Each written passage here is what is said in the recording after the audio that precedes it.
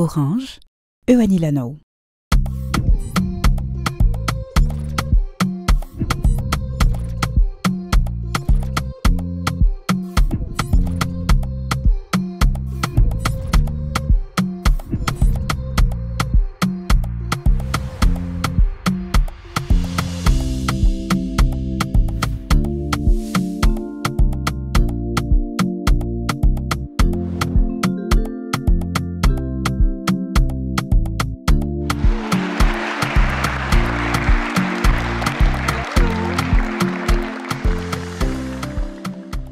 Ya, miarahaba indray dia tonga soa ato amin'ny fandaharana zapare. Falimeraba amin'ny clown, falimeraba ny eto amin'ny plateau sy ny any an-tokantrano indray ao anatin'ity fotoanantsika ity. Raha tamin'ny heriny isika clown dia niresaka mahakasikana mpilalao baolina kitra izay nentina tato anatin'ny fandaharana.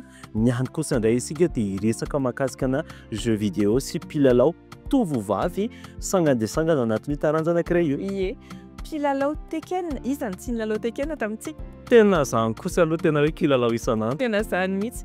Fa ity tovovavy ity kosa tsy aro na hoe Kimi ny fahafantaran'ny olona azy ao anatin'ny tontolon'ny Tekken maneran-tany izy io dia ity tovovavy ity dia tena lasa matianina tao anatin'ny filalaovana io. Ka tahaka anareo ihany koa sy tahaka anay teny amin'ireny salle de jeu izay hitantsika eny an-dalambe ireny no nentim-boan'ity namantsika anankiray ity. Dia rehefa avy eo izy dia nilofo tao anatin'izay ka nandray anjara tao anatin'ny tournoi e-sport Bive Hero izay no karakarain'ny Orange Madagascar dia nipoitra teo amin'izay raha ny talentan'ity namany ity ka izay indrindra nampahatonga ny hoe Orange Madagascar hanosika azy ka tonga eo amin'ny sehatra iraisam-pirenena mihitsy ary indrindra ambassadeur ny sport eo anivon'ny Orange Madagascar. Izay miprofo angamba ry zareo rehetra hoe rehefa misy ny passion, ny finiavana sy ny fitiavana an'ilay zavatra dia misy manohana foana ianao ary possible ho tonga lavitra. Tsy ampialio ilay isika fa naraka tantaranao. Izay mihitsy dao raha na tantaran'ny Kimi. Dawar.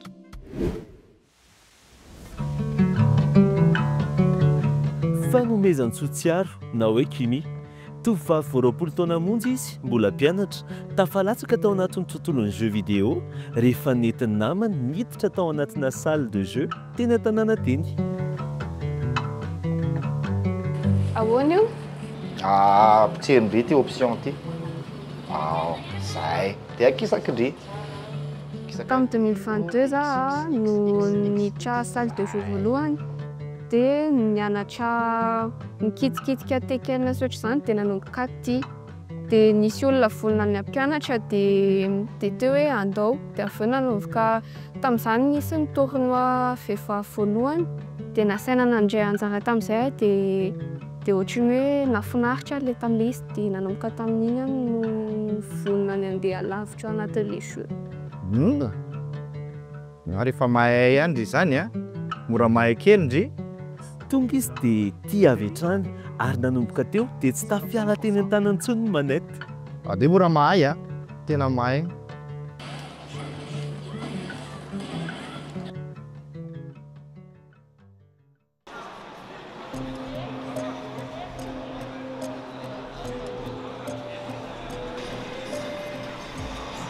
Mipetraka ny anarana mpilalao matianina i Kimi.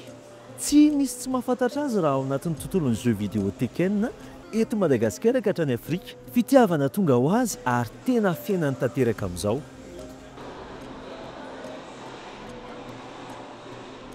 Nahitanay any Kimi voalohany moa zany dia nandritrana tournoi anankiray izay niarahana tamin'ny Orange ihany tao anatin'izay dia nahazo ny laharana fahatelo izy.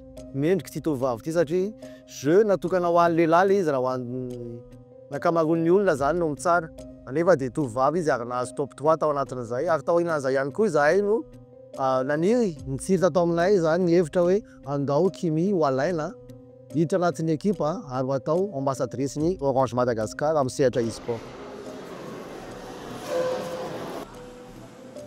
Nanomboka tamin'ny fifananana fighter ho an'ny vehivavy na fifananana mifangaro tena misy ongadina ny fahaizany Kimi.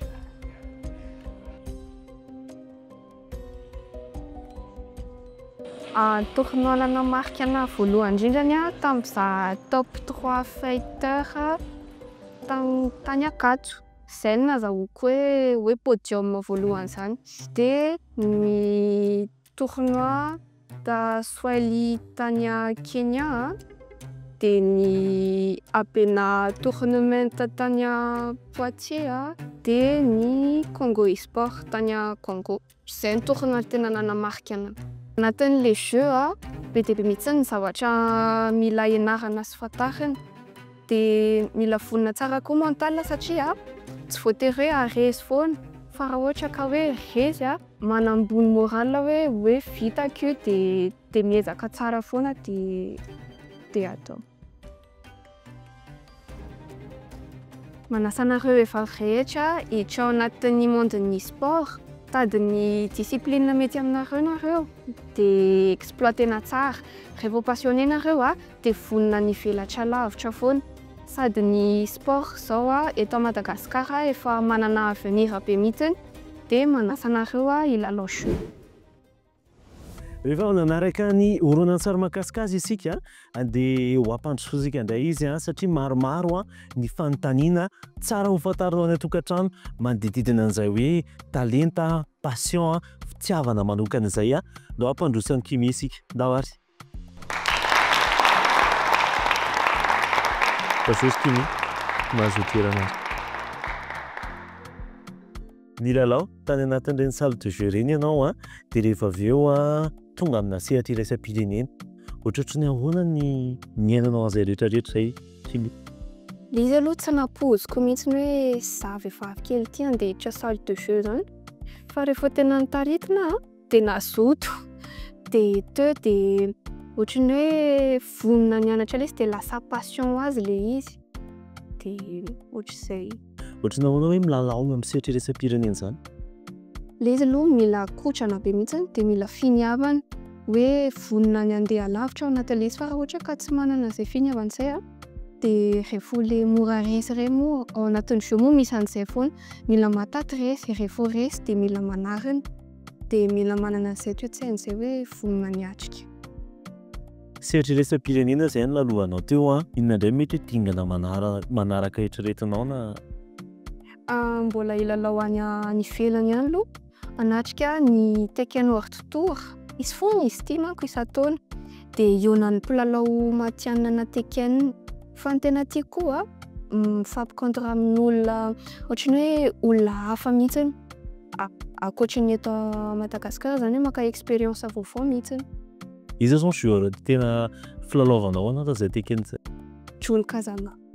Tiako be zany. Mamanjin. Mamanjin. Tena tsara kely mihitsy izay. Be dia be ihany koa zao ireo hoe tanora mety manaraka antsika na ray aman-dreny sao dia mba afaka mitondra hafatra ho an'zareo indrindra indrindra anatin'izay hoe passion izay ianao. Manasa anareo hiditra ao anatin'ilay tontolon'ny sport. Ny sport koa manko amin'izao efa mivelatra be indrindra ety Madagasikara dia mila mitady fotsiny nareo ny discipline mety anareo sy mahazatra anareo dia mifonsa tsara ao anatin'ilay izy. Dia tsy natokana ho an'ny lehilahy irery, natao mety koa na ho antsika vehivavy ary za zao jerevana. Dia na kely na lehibe dia mety foana. Dia mikotrana tsara dia moa tsika koa efa manana ny orange manampy amin'ny resaka e-sport sy ny salle afaka hikotranana dia afaka mivelatra kokoa. Tena mafonja be mihitsy izany aiza ary izay tamin'izany fotoana izany. Fa mamesehatra ao an-tanora ihany koa izany izahay dia misaotra betsaka anao niaraka taminay tafatafa teto. Misaotra betsaka anareo nandray anahy. Samy anatin'ny tontolon'ny Camille izy tareto ary mpinamana ihany koa ka aleo ampandrosotsika namany Kimi ndao hiaraka amin'ny Tina indray isika.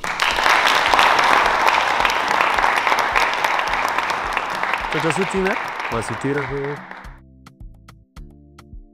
Tina, mba afaka tantarainao aminay ve hoe taiza ho aiza ny fankahitana sy ny fankalalana sy Kimi? Ny fankalalana sy Kimi voalohany indrindra angamba tamin'ny 2023 satria 2023 za no niditra ny communauté Gascombe Sport tamin'ny fankahitanay voalohany indrindra. Mampitambatra anay moa zany dia ny hoe ny passion ana jeux vidéo, ny gaming toa amin'ny tontolona gaming. Araka ny hoe izay ny communauté iray izay ohatrany hoe fianakaviana iray zany dia fifanampiana foana ny anay no mampifandray anay ao amin'ny communauté na amin'ny jeu na amin'ny fiainana andavanandro. tena hoe anatin'ny tontolon'ny gamine mihitsy nareo zany raha ohatra ka fitiny kely izy atao ny fankalalana manao ahoana indray ny fahitanao an'izay tontolon'ny gamine zay raha eto Madagasikara no resahana. Ny fahitako ny tontolon'ny gamine eto Madagasikara ankehitriny ataoko hoe nivoatra be satria nivoatra be ny teknôlôjia ankehitriny. Taloha izy tsy maintsy hoe sur place moa zany ny jeu hoe na salle de jeu ankehitriny na compétition io na ino tsy maintsy hoe sur place. Ankehitriny nefa na compétition na hoe milalao miaraka aminao na en ligne na ao an-trano ianao matoritory ny alina. Eo koa nefa ankehitriny ataoko hoe efa azo atao vadinasa ny tontolon'ny gamine ankehitriny na mino fa ianao afaka atao tena hoe asa mihitsy angambany. Tena hoe tsara kely daholo zany rehetrarehetra zany mino koa izahay fa ahita varavarana misokatra foana ihany koa nareo indrindrandrindra isaorana ihany koa ny Orange aminatin'izay hoe fanosehana ny patience ny tontolon'ny tanora izay dia saotra betsaka niaraka taminay ary. Tsy sosaona tompoko. Kotrana fisalasalana fa indrindra hoe passion zay no mame ny atao hoe miaina ny nofiny sy manofy lavitra kokoa.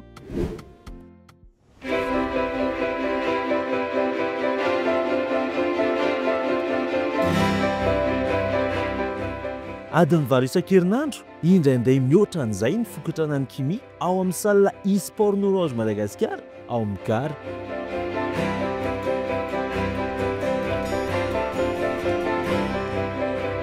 Rehefa milalao jeu za dia mahatsiaro tena à l'aise be mihitsy. Ohatra ny hoe rehefa en plein tournoi zao dia rehefa micontre amina olona mahay dia mahita hoe mety ny zavatra ataoko dia mahafaly hoe za mahavita zavatra ohatr' izany nefa amin'ny andavanandro tsy eritreretina mihitsy hoe havita ohatr' izany za. Noho ny fikarakaran'ny Orange Madagasikara ny tournoi Orange Bivero dia amin'ny fiara-miasanay miaraka amin'ny association Tekel Madagascar dia niaraka mi-organiser zany zay tournoi World Tour izay circuit ana compétition mondiale izy io dia Madagascar no pays hôte. Dia izy io misy catégorie anankiefatra dojo, challenger, master dia master plus. Dia Madagascar zany tafiditra amin'ilay challenger. Io tournoi io zany dia ahafahan'ny gamer rehetrarehetra mi-gagner point dia ahafahany koa raha tsara classification zany izy dia mandray anjara amin'ny finale mondiale. Za moa zany mandray anjara amin'ny qualification amin'ny Tekken World Tour 2025 satria nofiko mba représenter Madagascar amina Tekken World Tour 5 dia amin'ireo tsakely efa nananako dia mbola misy foana ny track fa miezaka foana dia mikotrana foana mba hanatanterahana an'ilay tanjoko hoe représenter Madagascar amin'izay tournoi zay.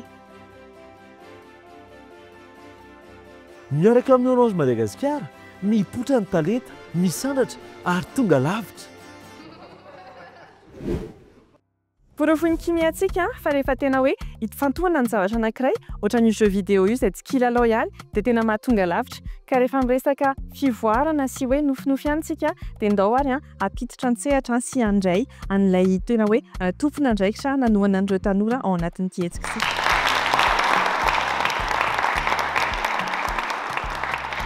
Amin'izao fotoana izao sehatra manokana tena hoe ahafahan'ny tanora malagasy maneho ny heviny sy hoe mamoaka ny nofinofiny mihitsy ny hoe gamine dia amin'ny fomba ahoana iny mahatonga an'ilay hoe zava-dehibe ho an'ny Orange Madagasikara ny fanohanana an'io tontolo io?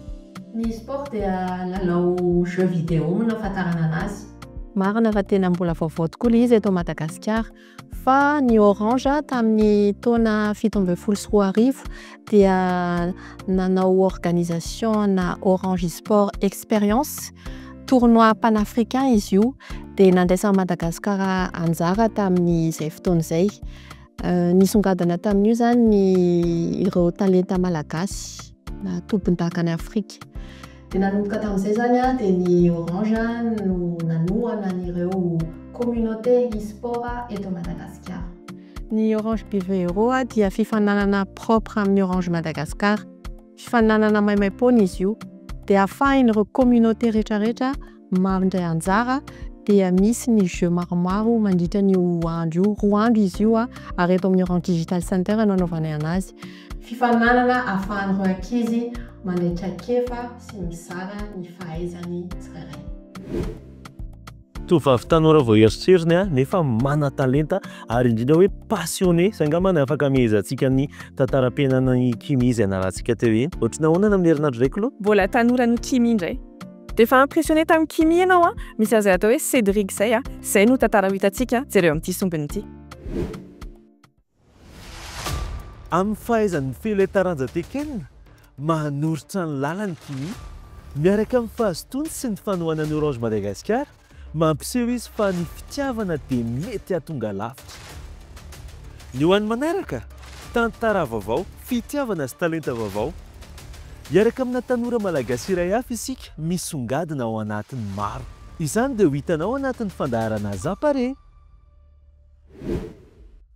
Tovavy chimie mana-talenta tanteraka izy ary indrindra hoe ao anatin'izay passion izay ka atosika Orange Madagascar foana. Ohatrohatr'izay ny tantarana rahantsika tamin'ity androany ity. Ny amin'itoy ihany koa isika dia hiditra amin'ny sehatry ny kanety be. Tena hoe malaza eran-tany isika malagasy rehefa milalao io.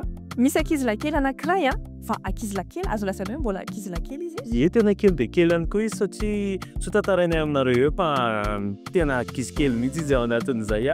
Dia izay no rahantsika amin'ny heriny. Izay no rahantsika amin'ny heriny dia aza adiny foana no manaraka ny pejy sy manaraka ny tantaranay. Zay raha fotoanantsika androany arany dia manome fotoananao indray izay amin'ny heriny toy izao. Merci tout d'abord. Veloma.